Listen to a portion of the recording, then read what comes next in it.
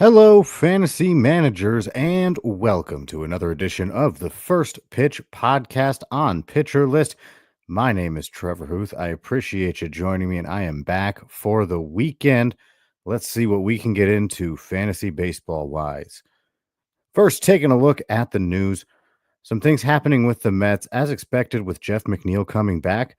One of their young infielders had to be optioned. There's only so much room. That turns out to be the guy that I've been harping on, Brett Beatty. It was between him and Luis Angel Acuna, and Acuna's just been doing better. There were some very positive signs with Brett Beatty. However, he was only hitting 204. A lot of that happened very recently too. He was kind of getting going a little bit, but with McNeil back, they needed the spot. You don't need all those people able to play second base. Luis Angel Acuna hitting 283, adding some speed into the mix as well. So when it came down to it, really wasn't that difficult of a choice, or at least a choice that seems that difficult from the outside looking in. But Brett Beatty has been optioned to AAA for now with the return of Jeff O'Neill, or Jeff McNeil, rather. Uh, some more news. Kumar Rocker heads to the IL. Shoulder issues just flaring back up with him.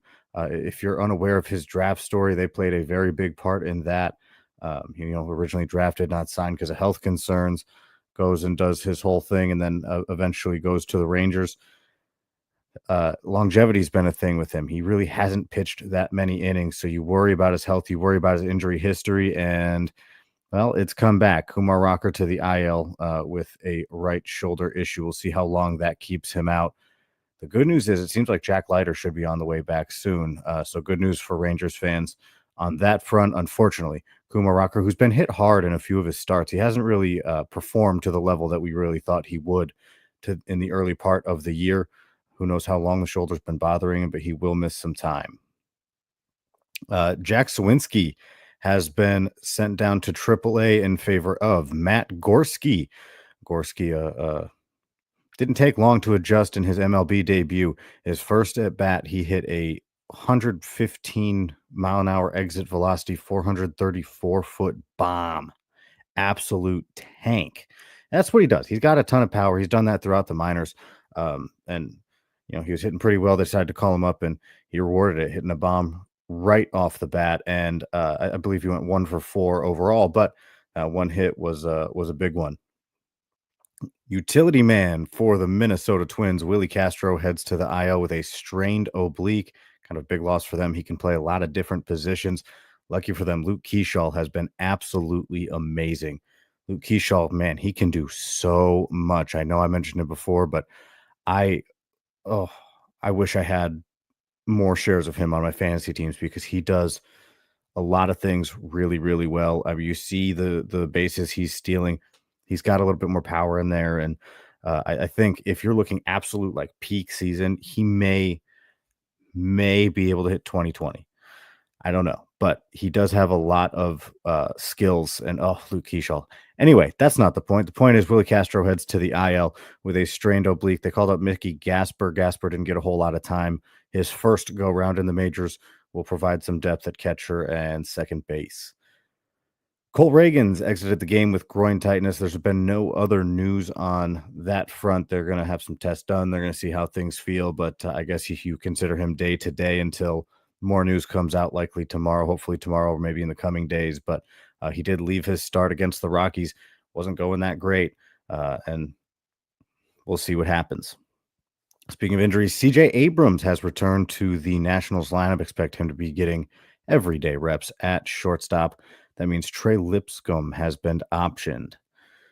One other bit of news or baseball thing that I want to talk about. I know that we're focused mostly on redrafted, not dynasty or anything like that, but Royals top prospect and reigning first-round pick, Jack Caglianone.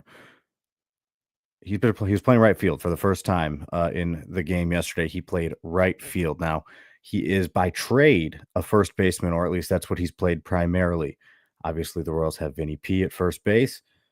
They could probably use some help in the outfield. They're going to have him start getting reps out there. The only reason that I'm really mentioning this is if he can hold his own in right field, which he made some plays out there. I mean, he made a play going over his head showed he could have some chops out there defensively. If they believe in his bat and he can play the outfield, he may be coming up pretty soon. I mean, we're still early in the season, so he's been in Double A, not a given, but there's a chance he comes up, and I think it's worth noting and monitoring that situation in your redraft leagues because he's got a ton of power. I mean, he's hitting the ball incredibly hard. He's had some hot streaks. He had, well, been a pretty good hot streak throughout the year outside of a very small, cold stretch, it seems like. But if they believe in his bat and he can play right field, he could be up sooner than you think. On to some hitting highlights from yesterday's games. Jordan Beck with a 2-home run game for the Rockies. And in the doubleheader, he had 3 home runs. He hit overall 3 home runs, 2 in one in the other. And in the 5 games since returning from AAA, he is 6 for 16, and 4 of those hits have been for extra bases. So he's making a statement. He does not want to go back down, struggle a little bit to kick the year off, goes down to AAA, comes back up, and man, he has been hitting the cover off the ball, at least lately in this short 5-game sample since returning to the majors. Speaking of the doubleheader, Salvador Perez lightened things up in the doubleheader. He had 5 total hits between the games, and 4 of them were doubles. Had doubles in both games. How about this one from the White Sox lineup? I mean, I expected to see some stuff from the White Sox lineup. I don't know that I ever would have expected this. Bobby Dalbec getting the start at shortstop. I went and looked. Apparently, he's done this a handful of times, and that's not something I knew prior to today. But Bobby Dalbec has played shortstop a handful of times. He did it in the game yesterday. Jacob Amaya for the White Sox has not been hitting well. I think his batting average is .91, somewhere in that neighborhood. So they said, hey, let's try Bobby Dalbec at shortstop. He went 0 for in the game, but we'll see what happens. It seems like they're really hoping that this is just a keep the seat warm for Colson Montgomery kind of deal, or until Chase Meadroth comes back from the IL, of course. He may take shortstop reps, but at some point they want Colson Montgomery to take that spot. But he started off really, really poorly in the AAA season. Lots of strikeouts, not a lot of hits. Still lots of strikeouts, but he's hitting the ball more. He is up to 165. So we're getting there, guys. But he recently had a 6-game hit streak. So he's starting to seem like, hopefully, break out of the massive slump he was in, make a little bit better contact. But his strikeout rate is still enormous. I think it's north of 40%. I mean, you just don't want it there. But you hope you can figure something out, because with the White Sox the way they are, and with the infield playing like they are, as I mentioned, Bobby Dalbec playing shortstop, which he's done, but not a ton. You think they want Colson Montgomery and Chase Meadroth to be taking the bulk of the reps on their infield, but that's just not the way the cookies crumbled so far this year. So hopefully Colson Montgomery heats things up a little bit. Speaking of shortstops, Zach Neto, 3 hits, including a home run and a double in his game yesterday. Mike Trout hit a triple. I feel like I mention Mike Trout all the time. A very interesting stat line this year from one of the best to ever do it. He's still only hitting 172, but 10 of his 15 hits on the year have gone for extra bases. So that is an interesting stat. He's providing power, not providing a ton of average. Tim Tawa with the Diamondbacks' 4th home run of the year, but what is his role going to look like moving forward? He's been getting a lot of playing time at second base with Ketel Marte, on the shelf, but Ketel Marte should be back in about a week's time. So what does that do for Tim Tawa's playing time? I don't know. He may be able to stick around and do the utility thing for a while, but at some point, top prospect Jordan Lawler is going to force the Diamondbacks' hand, because he's been on fire in AAA. So we'll see what happens with Tim Tawa's playing time in the future. Again, when it's just Ketel Marte coming back, you can probably find a way to keep Tawa over Garrett Hampson. But once they have to call up Lawler, it seems like a roster crunch may happen. And Tawa's been hitting pretty well recently. And of course, Jacob Wilson, the guy who doesn't strike out and doesn't walk, he hit a walk-off. So no walks, but a walk-off. How about that? Saving the game from extra innings. Looking at some pitching highlights from yesterday, Chase DeLander strikes out 3 over 4.2 innings, gave up 5 earned runs. His ERA is now 7.91 to start his MLB career. It's tough enough being a Rockies pitcher, but he needs to settle in a little bit more. Michael Lorenzen had a good game, 6 innings pitched, one earned run, seven strikeouts. He did walk four. Cade Povich with the Orioles, 6.2 innings, one earned run, one walk, and five strikeouts. How about Mackenzie Gore? 6 innings. He did give up two earned runs, one walk, eight strikeouts. Seems like, and I know that anything you read about Mackenzie Gore, right? He's got these fantastic outings, and then he might have a few clunkers in there, but it really seems like he is on a new level this year, and he's taking another step forward, which you just love to see, especially if you invested heavily in him like I did. Tobias Myers returns for the Brewers off the IL. 4 innings pitched, four walks, one strikeout, two earned runs. Not an ideal day for Myers to come back to, but it's his first. So we'll see what happens in the upcoming games. Turning things around with some good performances. Brian Wu continues to do Brian Wu type things. 6 innings pitched, two earned runs, eight strikeouts. Garrett Crochet, also Garrett Crocheting still. Struck out 9 in 5 innings, gave up 4 earned runs. Corbin Burns striking out 8 over 5 and a third. And finally, in our starting pitching highlights, Shane Smith with the White Sox has been a delight. 5 shutout innings, 7 strikeouts on the strength of a nasty changeup. And finally, some relief pitchers. If you're looking for saves or holds, specifically holds for this case, but if you are in need of some, hopefully there are some options starting to return from IL stints. I know Colin Holderman is one of them for the Pirates. He should be able to slot back into a role where he gets holds. He's on his rehab assignment, and they expect him back pretty soon. Matt Brash, you expect to get some holds. He's on his rehab assignment, and hopefully will be back pretty soon. So keep a lookout for those guys who may be available because they're coming off of injury if you need saves or holds in your leagues, because some of these rehab assignments are starting to happen, and some of these relievers will be coming back and hopefully taking over some roles in the back end of bullpens.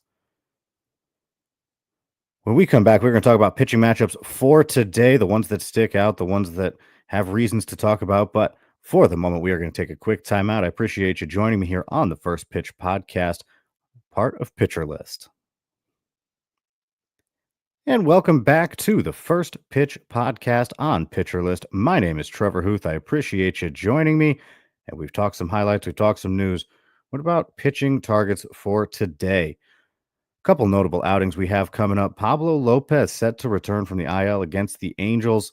That's Pablo Lopez. So, I mean, you can't really stream him. He's going to be on someone's team, but good to see him back. You always like when good pitchers are going.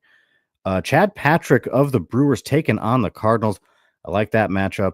Patrick enters with a 2.11 ERA with 20 strikeouts and 20 and a third innings on the year. He has been great. He's a guy that I'm worried about getting just squeezed out because eventually the Brewers are going to need room in their rotation. But Chad Patrick has been very good so far this year. Got a good matchup coming up today against the Cardinals.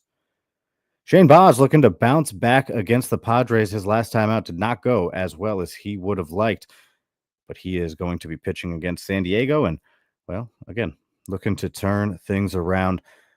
I am looking for a phenomenal game for personal reasons because I have fantasy teams as well. I'm looking for a phenomenal game out of Logan Gilbert, who takes on the Miami Marlins. That is a combination that seems like it could go well for the pitcher.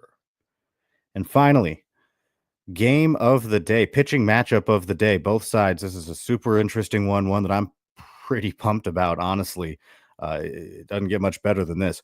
Paul Skeens taking on Yoshinobu Yamamoto. Yamamoto has been statistically one of, if not the best pitcher in baseball thus far in the year, and Paul Skeens is, well, Paul Skeens. So those two facing off against each other is going to make for some fireworks. If you are a fan of pitching, if you are a fan of hitting, at its surface, this game does not seem like it is going to be for you. Because Skeens versus Yamamoto hopefully is going to be a wonderful pitcher's duel with loads of strikeouts. I'm a fan of pitching, so I am on the side of that and hope that's how that turns out. So again, game of the day today, Skeens versus Yamamoto. Appreciate you joining me here on the First Pitch Podcast. Make sure to sign up for PL Pro if you are not a member already. You can take part in our Discord where we have all these fantastic conversations. You can ask questions to all of our wonderful writers. I answer them sometimes. You can ignore those messages because that's just me talking. But we have great writers who are much smarter than me that will answer your questions as well. Also, be sure to check out the list. That could be pitcher, that could be hitter, that could be relief pitcher. We got a lot of it going on the site, as well as some other fantastic content. So keep up with all of that on pitcherlist.com. But for now, I am going to be signing off. I will see you guys tomorrow. I appreciate you listening to the First Pitch podcast on Pitcher List.